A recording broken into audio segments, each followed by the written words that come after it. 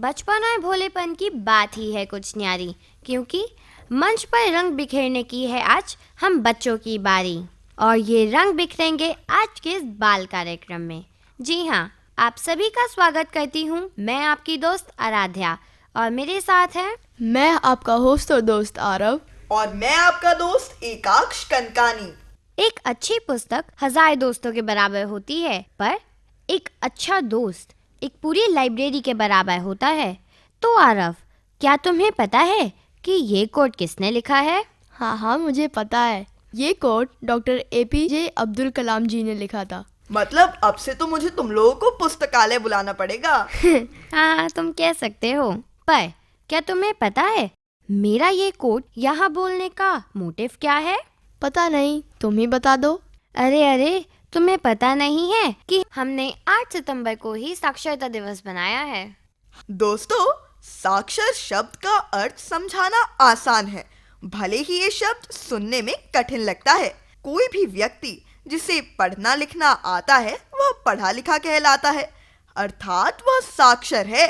और यदि देश का हर इंसान साक्षर है तो देश का सम्मान और विकास कोई नहीं रोक सकता। पता है 26 अक्टूबर 1966 में यूनेस्को ने यह डिक्लेयर किया था कि हर साल 8 सितंबर को वर्ल्ड लिटरेसी डे के रूप में मनाया जाएगा, जिससे कि पूरी दुनिया को साक्षर किया जाए। अंतर्राष्ट्रीय साक्षरता दिवस मनाया जाता है और इसका उद्देश्य लोगों को साक्षर होने के लिए प्रेरित करना है और सभी की शिक्षा सुनिश्चित करना है। अरे दोस्तों, लगता है तुम सब बहुत ज्यादा ही साक्षर हो। मैं तुम्हें एक राज की बात बताऊं? हाँ, बताओ। मैं तो ये भी जानती हूँ कि हमारे देश में सबसे ज्यादा पढ़ाकू लोग कहाँ मिलते हैं। क्या तुम में से किसी को पता है? हाँ, मुझे भी पता है। मुझे तो पता है, मेरे घर में। तुम कह सकते हो, लेकिन ये गलत है। सबसे साक्षर राज्य तो केरल है ना? हाँ, तुमने सही कहा, लेकिन क्या तुम्हें उसका लिटरेसी रेट पता है? हाँ, मुझे पता है। बताओ आरव। शायद 95%। 95 नहीं, तुम 1 पॉइंट ज्यादा चले गए। 94% है। वैसे दोस्तों, पढ़ाई का नाम सुनते ही हम बच्चे थोड़े उदास हो जाते हैं, क्योंकि हमारा मन तो हर वक्त खेलने में लगा रहता है। पर दोस्तों, क्या आपको नहीं लगता पढ़ाई हमारे जीवन का अभिन्न हिस्सा है? हाँ, वो हमारे जीवन का बहुत ही महत्वपूर्ण हिस्सा है। और अगर हम पढ़े लिखे ना होते तो आज का चांद पर पहुंच सकते थे, और बिना पढ़ाई के क्या सूरज तक पहुंचने की बात भी कर सकते हैं? बिल्कुल नहीं। अगर हम पढ़ेंगे नहीं तो हम कहीं नहीं जा पाएंगे, हम अपने घर में ही रह जाएंगे। अच्छा दोस्तों, अगर तुम्हें साक्षरता दिवस के बारे में इतना पता है तो सब बड़े योजना के बारे में तो जरूर पता होगा। नहीं, तुम ही बता दो। चलो मैं ही बता देता हूँ। दोस्तों, सब बड़े के तहत हम सभी को निश्चित करना है कि देश का हर बच्चा पढ़े और आगे बढ़े, जिससे कोई भी बच्चा शिक्षा जैसी अपने मौलिक अधिकार से वंचित ना रहे। वाह आरव, तुमने तो आज मुझे बहुत ही अच्छी स्कीम के बारे में बता दिया। वैसे तुम्हें पता है अंतर्राष्ट्रीय साक्षरता दिवस पर हर साल एक नया विषय घोषित किया जाता है। क्या तुम्हें पता है इस साल का विषय क्या है? नहीं, तुम ही बता दो। वह है परिवर्तनशील दुनिया के लिए साक्षरता को बढ़ावा देना, टिकाऊ और शांतिपूर्ण समाज की नींव का निर्माण करना। वैसे दोस्तों, क्या आपको ये पता है कि इस दुनिया का सबसे ज्यादा साक्षर देश कौन सा है? हाँ, मुझे पता है। तो बताओ। केरल? केरल क्या कोई देश है? नहीं। इस दुनिया का सबसे साक्षर देश फिनलैंड है। चलो, अब तुम्हें साक्षरता दिवस की थीम भी पता है, साक्षर शब्द का मतलब भी पता है, पर क्या तुम्हें पता है कि साक्षरता दिवस को हम सेलिब्रेट कैसे कर सकते हैं? हाँ, मेरे पास कई उपाय हैं। हम अपने आसपास पढ़ाई लिखाई के बारे में जागरूकता फैला सकते हैं। जो लोगों को पढ़ने में कठिनाई है, हम उनके पढ़ने में मदद कर सकते हैं, और साथ ही बुक बैंक का निर्माण भी कर सकते हैं। हम स्कूल या फिर गरीब बच्चों को अपनी पुरानी किताबें डोनेट कर सकते हैं, अपने फ्रेंड्स को बुक्स गिफ्ट कर सकते हैं, या फिर एजुकेटर एजुकेटर के साथ वीडियो कॉन्फ्रेंसिंग के द्वारा बच्चों और अशिक्षित लोगों को शिक्षित कर सकते हैं। वो कहते हैं ना, पढ़ाओ एक, साक्षरता का दीप जलाओ अनेक। और ज्ञान ही तो वह खजाना है जो बांटने से घटता नहीं बढ़ता है। सो फ्रेंड्स, आज हमारे साथ एक और नन्हे कलाकार हैं जिनके पास मैं एक वाद्य देख रही हूँ जो कि सितार है। तो चलिए इनसे बातचीत करते हैं और इनका सितार वादन भी सुनते हैं। सबसे पहले पूछते हैं इनका नाम। मेरा नाम मानस है। आप कौन सी कक्षा में पढ़ते हो? मैं 6ठी कक्षा में पढ़ता हूँ। आप कब से सितार बजा रहे हो? मैं 2 सालों से सितार बजा रहा हूँ। और आपके गुरुजी कौन है? मेरे गुरुजी श्री बेदी सर हैं। आपको सितार बजाने की प्रेरणा कहाँ से मिली? मुझे मेरे पापा ने बोला था। क्या आपके पापा भी सितार बजाते हैं? नहीं। आप दिन में कितने घंटे रियाज करते हैं? 1 से 2 घंटे। अच्छा, आप 1 से 2 घंटे रियाज करते हैं, तो आप अपनी पढ़ाई और सितार वादन कैसे मैनेज करते हैं? मैं दिन में 1 से 2 घंटे सितार बजाता हूँ और उसी में मैं टाइम निकाल के पढ़ भी लेता हूँ। आप किस उम्र से सितार बजाना सीख रहे हैं? मैं 8 वर्ष की उम्र से सितार बजा रहा हूँ। मानस, क्या आप कहीं से सितार सीख रहे हैं? हाँ, मैं गंधर्व महाविद्यालय से सितार सीख रहा हूँ। अच्छा मानस, आपका फेवरेट राग कौन सा है? मेरा फेवरेट राग काफी है। तो आज में आप क्या सुनाएंगे? आज मैं आपको राग यमन सुनाऊंगा। तो चलिए इनका राग सुनते हैं।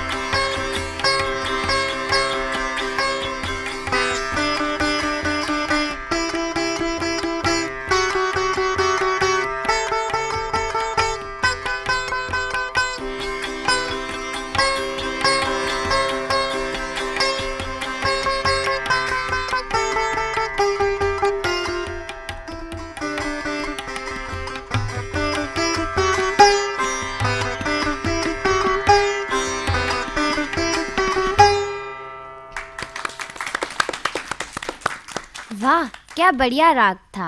हाँ, तुमने बिल्कुल सही कहा आराध्या। वैसे मानस, क्या आपके साथ कभी ऐसा हुआ है कि आप परफॉर्म कर रहे हैं और आपको एकदम से नर्वसनेस होने लग जाए? नहीं, मेरे साथ तो कभी ऐसा नहीं हुआ। मैं पूरे कॉन्फिडेंस से स्टेज पे जाता हूँ।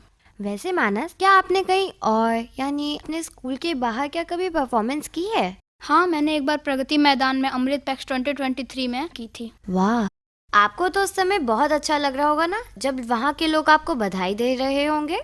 हाँ, वहाँ पे जब हम पूरा बजा चुके थे तो वहाँ पे कुछ क्वेश्चन आंसर्स भी हुए थे और हमारे लिए तालियां भी बहुत बार बजी थी। वैसे अब आगे आप क्या हमें सुनाएंगे? मैं अभी एक गीत आओ बच्चों तुम्हें दिखाएं सुनाने जा रहा हूँ। चलिए सुनते हैं इनका गीत।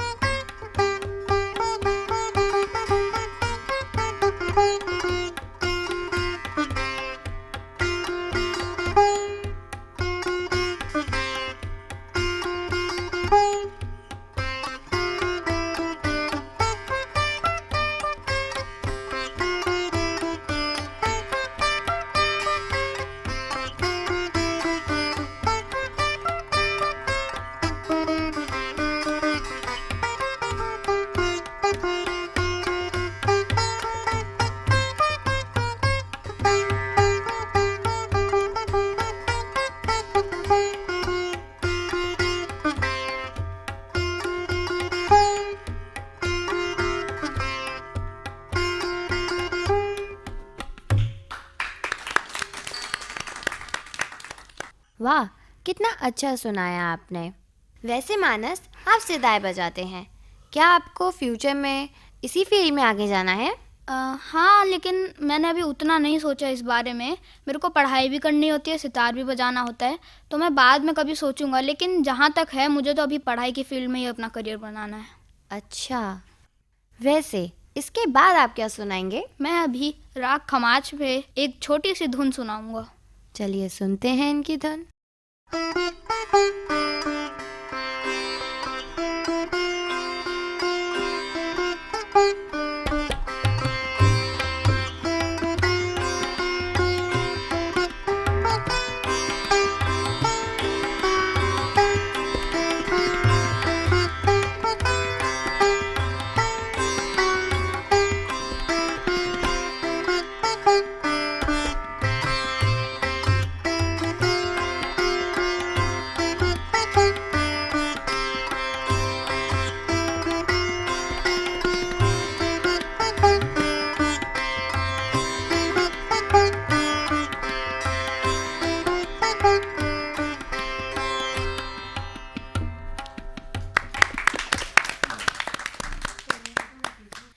मानस, आपको अपने भविष्य के लिए बहुत सारी शुभकामनाएं। हमें आपसे बात करके बहुत अच्छा लगा और मैं जानती हूँ कि आप फ्यूचर में अपने सितार और अपनी पढ़ाई दोनों में अच्छे रहें। All the best for your future मानस।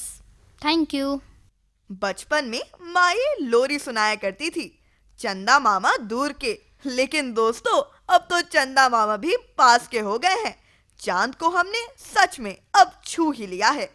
भारत ने अपने वैज्ञानिकों के बल पर इतिहास रच दिया है। लेकिन क्या तुम बता सकते हो कि भारत ने इतिहास कैसे रचा? इसरो अर्थात इंडियन स्पेस रिसर्च ऑर्गेनाइजेशन के मून मिशन चंद्रयान-3 की चांद के साउथ पोल दक्षिणी ध्रुव पर सॉफ्ट लैंडिंग 23 अगस्त 2023 में सफल हुई, जिससे भारत दुनिया का प्रथम देश बन गया जो चंद्रमा के दक्षिणी ध्रुव पर पहुंचा है। हाँ, तुमने बिल्कुल सही कहा। अब तो ऐसा लगता है कि चंदा मामा कितने पास आ गए हैं। हाँ, अब तो मैं अपनी छुट्टियों पर चांद पर ही जाने की सोच रहा हूँ। पर अगर हमें चांद पर जाना होगा तो हमें छुट्टियां भी लंबी चाहिए होंगी, क्योंकि 40 दिन तो हमें वहां तक पहुंचने में ही लग जाएंगे। लेकिन तुम्हें उसके लिए रॉकेट भी तो चाहिए होगा, क्या तुमने ले लिया? हाँ, वो तो मैं ले ही लूंगा। वैसे भी हमारी क्लास में बहुत इसरो है। आज ही एक लड़की बोलने आई, इसरो से किसी को हिंदी की नोटबुक देनी है, तो मैंने भी दे दी कि इसरो भिजवा रहे हो, लो मेरी नोटबुक भिजवा देना। वाह, अब तुमने हिंदी की बात कर ही दी है, तो क्या तुम्हें पता है हिंदी दिवस भी आ रहा है? हाँ हाँ, मुझे क्यों नहीं याद होगा। मेरी तो सबसे प्रिय भाषा हिंदी ही है। और क्यों ना हो, यह तो मैं बचपन से सुनता आ रहा हूँ। बिल्कुल, हिंदी दिवस हर साल 14 सितंबर को मनाया जाता है। और हिंदी की बात चल ही रही है तो चलो हिंदी कविता पाठ भी सुन लेते हैं। हमारे साथ अभी एक और नए दोस्त जुड़े हैं, सानिध्य। तो चलिए उनसे कविता सुनते हैं। मैं आप सबको हिंदी पर एक कविता सुनाना चाहूँगा। हिंदी हिंद की है भाषा, हिंद की है अभिलाषा, समूचे फलक पर सदा ही विराजे हिंदी। भारत की शान हिंदी, मेरा अभिमान हिंदी। माँ भारती के भाल पर बिंदी बन साजे हिंदी। हिंदी का ही मान करें, हिंदी का उत्थान करें। हिंद के निवासियों के हृदय में आवाज़ हिंदी। कोयल की कूक हिंदी, अस्त्र ये अचूक हिंदी। कान्हा जी की मुरली की तान बन बाजे हिंदी। वाह, कितनी अच्छी कविता सुनाई सानिध्य। मेरी दूसरी कविता देश के ऊपर है। मेरा देश महान है, यह अपना प्यारा हिंदुस्तान है। पावन धरती इसकी पूज्य है, यहाँ बहुत सारे राज्य हैं। अलग अलग जिनका खान पान है, यह अपना प्यारा हिंदुस्तान है। बोली जाती विभिन्न बोलियाँ, यहाँ बहती बहुत सारी नदियाँ। जिनके किनारे उगते खाद्यान्न हैं, यह अपना प्यारा हिंदुस्तान है। पाँव यहाँ महान संतों ने रखे, भगवान ने लिए अवतार हैं। सभी धर्मों को मिलता यहाँ सम्मान है, यह अपना प्यारा हिंदुस्तान है। ऋतुएं बदलती बारी बारी, प्रकृति खिल उठती न्यारी। धरती का जो स्वर्ग कहलाता, वो कश्मीर हमारी शान है, यह अपना प्यारा हिंदुस्तान है। देश की खातिर जो हुए कुर्बान, वीर शहीदों को कोटि कोटि प्रणाम। इसकी रक्षा की अब अपनी बारी, अपने हाथों में तिरंगे का मान है, यह अपना प्यारा हिंदुस्तान है। अब मैं आपको एक कविता साक्षरता के ऊपर सुनाना चाहूँगा। रात्रि बीत गई, नया दिन है आया, शशि छुप गया, सूरज है मुस्काया। चिड़िया की चींची, कोयल का गाना, नील गगन में तारों का छुप जाना। ठंडी हवा से टॉमी लगा कांपने, कुछ लोग सो रहे कुछ लगे जागने। कोई निकला मॉर्निंग वॉक करने, कुछ योग करते ताज़ी सांस भरने। नाश्ता बन रहा, चाय का मज़ा उठा रहे, ऑफिस की तैयारी, बच्चे स्कूल जा रहे। जैसे जैसे सूरज चढ़ने लगा, उत्साह भी मंद पड़ने लगा। फिर से धीरे धीरे शाम हो जाती, मेरे पापा को यह घर ले आती।